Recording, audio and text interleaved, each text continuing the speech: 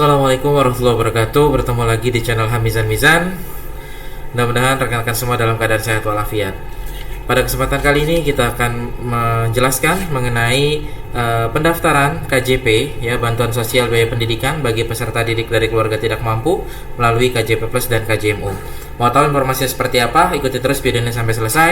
Jangan lupa like, subscribe, tulis di kolom komentar jika ada pertanyaan, dan share seluas-luasnya agar video ini bermanfaat untuk teman-teman rekan-rekan yang lain. Baik, teman-teman semuanya, ya, bapak-bapak, ibu-ibu yang ingin mendaftarkan KJP Plus dan KJMU di tahun 2023 ini tahap 1, seperti apa informasinya, ikuti terus. Nah, di sini ada di layar sudah terlihat, ya, bahwa tahap 1 tahun 2023 seperti apa sih informasinya, pendataannya seperti apa, ikuti terus. Nah, di slide pertama ini ada dasar hukum, ya. Oke, ini dasar hukumnya KJP Plus. Mulai tahap 2 tahun 2021, Pergub nomor 110 tahun 2021 tentang bansos biaya pendidikan. Nah, tujuannya apa KJP Plus 1, ya? Ini sedikit mereview, ya, bapak-bapak, ibu-ibu semuanya, rekan-rekan yang belum mengetahui, ya, KJP Plus itu apa dan seperti apa, bagaimana cara mendaftarnya. Tujuannya itu mendukung penyelenggaraan program wajib belajar 12 tahun, ya, SD, SMP, dan SMA, di total 12 tahun.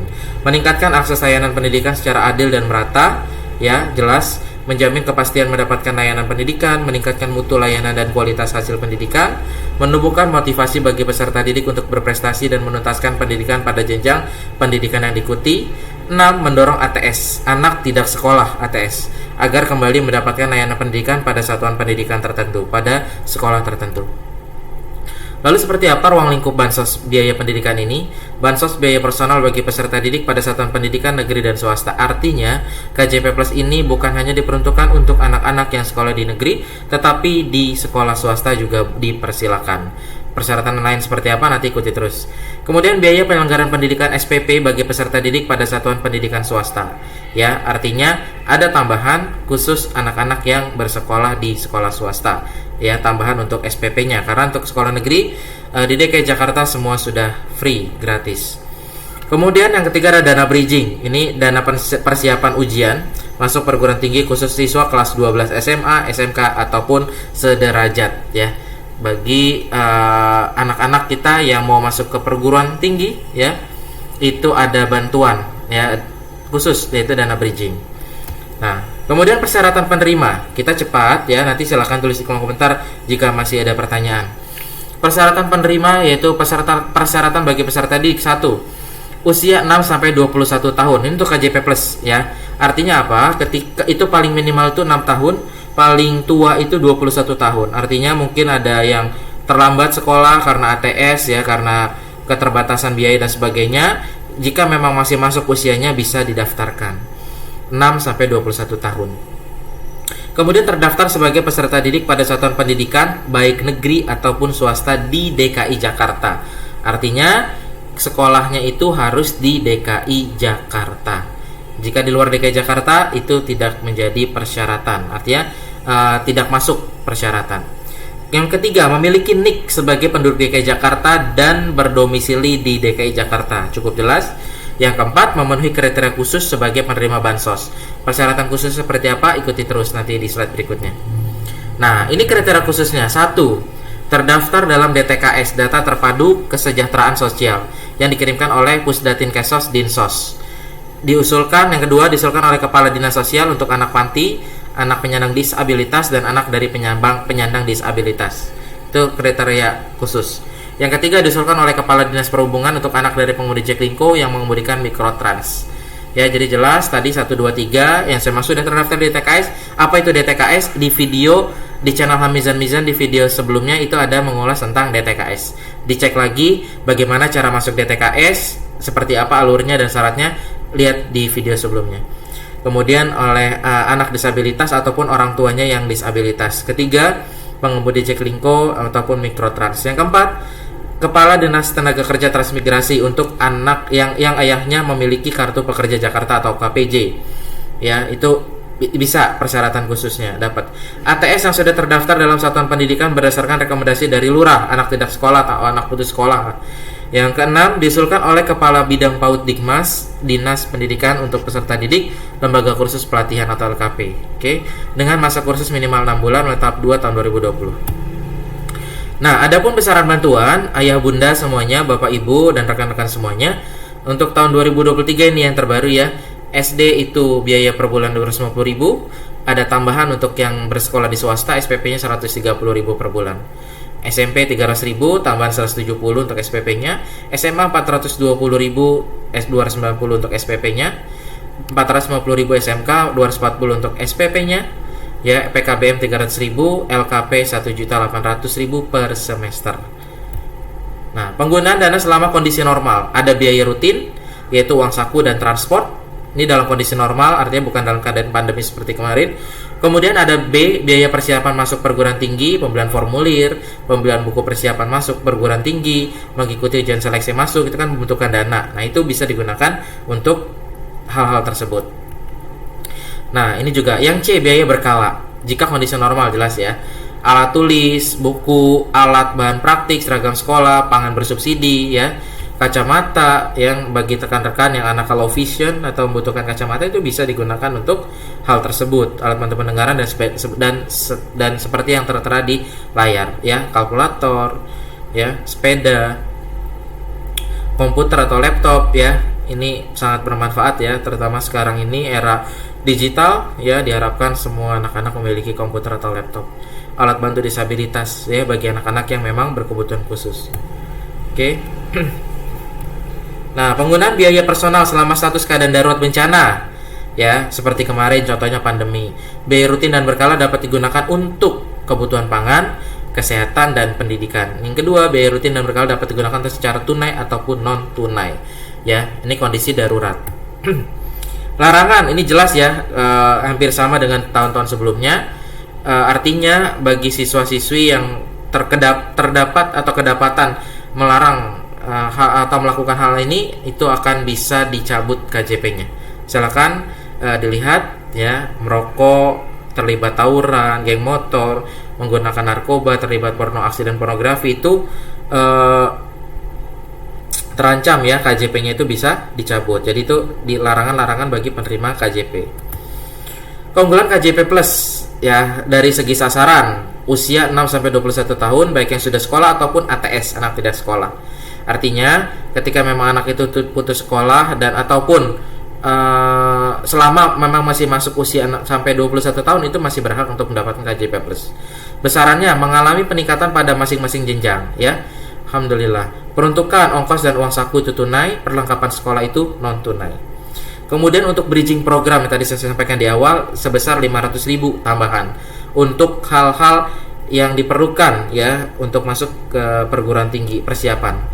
Fasilitas mendukungnya, Transjakarta gratis, masuk Ancol gratis, pangan bersubsidi, museum gratis, masuk Monas dan Ragunan gratis. Itu salah satu keunggulan KJP Plus. Ini ratingnya atau data statistik ya, jumlah penerima KJP Plus. Nah, kita skip ya. Tahun 2002 mengalami penurunan. Nah, mekanisme dan timeline. Nah, ini yang ditunggu-tunggu ya, Bapak Ibu, rekan-rekan semuanya, dipersiapkan. Sekali lagi, jika memang belum mendaftar, pengen ikut termasuk mendapatkan KJP Plus, silakan lihat video sebelumnya bagaimana cara masuk ke dalam DTKS. Jika memang masuk semua kriterianya, bisa langsung daftar dan nanti akan automatically biasanya terdetek di sistem KJP Plus karena sudah semuanya terintegrasi. 6 sampai 12 Februari pemadanan data yang tadi disampaikan ya, dicek apakah benar tidak memiliki kendaraan dan sebagainya ya. 13 Februari 17 Maret 2023 pendataan siswa di sekolah, pengumuman calon penerima, pengumpulan berkas, verifikasi sekolah dan seterusnya ya. 20 sampai 24 Maret itu verifikasi dan persetujuan kepala dinas. 27 Maret sampai 2 Mei 2023 penetapan penerima. Nah, ini udah ditetapkan oleh melalui keputusan gubernur. Nah, itu teman-teman KJP Plus ya. Jika ada pertanyaan silakan ditulis dalam komentar. Kemudian ada KJMU Kartu Jakarta Mahasiswa Unggul tahap 1 tahun 2023. Seperti apa? Ini dasar hukumnya. Ya, kita skip. Tujuannya cukup jelas, meningkatkan mutu pendidikan masyarakat, meningkatkan akses dan kesempatan belajar di PTN atau PTS. Ya, yang tidak mampu secara ekonomi dan berpotensi akademik baik. bantuan biaya peningkatan mutu pendidik calon atau mahasiswa yang memenuhi kriteria untuk menempuh pendidikan program diploma atau sarjana sampai selesai dan tepat waktu, menemukan motivasi bagi peserta didik untuk meningkatkan prestasi dan kompetitif. Jadi simpelnya, sederhananya adalah diharapkan melalui KJMU ini menjadi katalisator ya dari pendidikan itu bisa meningkatkan taraf hidup ekonomi keluarganya harapannya nanti. Jadi anak-anak yang memang membutuhkan biaya dan ingin menerjutkan ke perguruan tinggi tapi tidak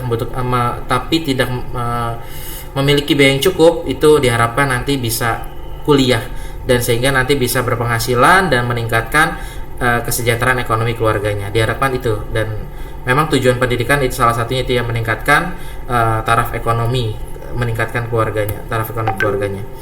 Kemudian persyaratan penerima, persyaratan umum, berdomisili dan memiliki KTP serta KK DKI Jakarta, cukup jelas, terdaftar dalam DTKS daerah atau warga binaan sosial pada panti sosial dinas sosial, tidak menerima bantuan atau beasiswa pendidikan yang bersumber dari APBN ataupun APBD. Kalau ada beasiswa selain dari APBN dan APBD, ya berarti diperbolehkan. Persyaratan penerima, ada persyaratan khusus calon mahasiswa. Dinyatakan lulus dari pendidikan menengah pada satuan pendidikan negeri dan swasta di DKI Jakarta paling lama 3 tahun sebelumnya. Artinya, jika anak bapak ibu atau ada muridnya yang setelah lulus di kelas 2 SMA, 3 SMA atau kelas 12, kemudian tidak langsung kuliah, nah itu tahun depannya bisa tetap ikut atau mendaftar di KJMU. Dinyatakan lulus PTN jalur reguler. Ini perlu di underline ya, jalur reguler ya. Kemudian ketiga, terakreditasi A, jalur regulernya program studinya terakreditasi A di DKI Jakarta yang bidang prioritas RJPMD. Mahasiswa sama ya, kurang lebih sama. Nah, di poin 4, pengajuan paling lama pada semester 4. Artinya, kalaupun sudah jadi mahasiswa tapi ingin mengajukan KJMU itu masih bisa. Maksimal itu pada semester 4. Artinya, kalau sudah masuk semester 5 itu tidak bisa lagi mendaftar KJMU. Nah, ini PTS di DKI Jakarta yang memenuhi persyaratan KJMU atau simpelnya yang kerjasama ya, yang memang bisa masuk ke dalam pembiayaan. Sekolah Tinggi Filsafat, Dri Yarkara ya, Sekolah Tinggi Ilmu Ekonomi Trisakti dan seterusnya. Ini ada 14 PTS di DKI Jakarta yang sudah memenuhi persyaratan KJMU. Ya, jadi nggak semua universitas ya, belum semua universitas saat ini yang bisa di cover ya oleh KJMU. Nah, peruntukan dananya berapa? 9 juta per semester ya. Untuk apa? Biaya penyelenggaraan pendidikan dan biaya pendukung personal, transportasi, biaya makan, kos dan sebagainya ya. Kewajiban penerima tentu menaati seluruh peraturan, menjaga menjunjung citra serta nama baik Pemprov DKI Jakarta, mengikuti perkuliahan pada program studi yang telah terpilih ya, menyelesaikan pendidikan sesuai jangka waktu, artinya tidak molor kuliahnya. Pengabdian masyarakat, laporan tertulis, dan mengikuti kegiatan kepelatihan, kepemimpinan, seminar atau hal-hal kegiatan lain yang menunjang peningkatan kompetensi. Larangannya sama ya, hampir sama dengan tahun sebelumnya. Cuti akademik nggak boleh, berhenti atas permintaan diri sendiri sebagai mahasiswa, melalai dengan sengaja memperpanjang waktu, melanggar kewajiban yang berlaku di PTN atau PTS tersebut, pindah dari program pendidikan telah dipilih, selama 2 semester berturut-turut mendapat IPK untuk PTN ya, di bawah IPK yang telah ditetapkan PTN, PTS di bawah 3, prodi sosial di bawah 2,75, prodi eksakta juga dilarang. Menerima bantuan personal pemerintah lainnya, baik pemerintah pusat maupun daerah. Ini statistiknya terus meningkat. Nah, ini mekanismenya dan timeline pendataan KJMU. 20 Februari sampai 3 Maret pendataan calon penerima, silakan dipersiapkan ya, dicari informasinya ya, ditanyakan ke sekolahnya. 6 sampai 8 Maret pemadanan data, 9 sampai 16 Maret persetujuan kepala sekolah, 17 sampai 24 Maret verifikasi kepala dinas, 27 Maret sampai 2 Mei keputusan atau penetapan penerima melalui Kepgub. Oke. Nah, ini adalah call center ya, pengaduan masyarakat jika diperlukan. Terima kasih teman-teman semuanya. Jangan lupa like, subscribe, tulis kolom komentar jika masih ada pertanyaan, dan share seluas-luasnya agar video ini bermanfaat. Terima kasih. Assalamualaikum warahmatullahi wabarakatuh.